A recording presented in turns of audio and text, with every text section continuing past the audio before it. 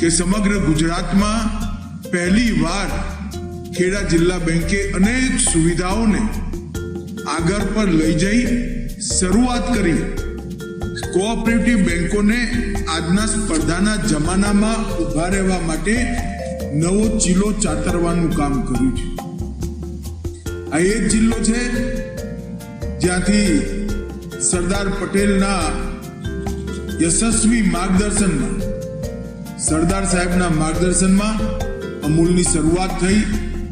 અમૂલે સમગ્ર દેશ અને દુનિયામાં સહકારિતાથી કઈ રીતે સમૃદ્ધિ જમીન પર આવી શકે એનું એક ઉદાહરણ પૂરું પાડ્યું.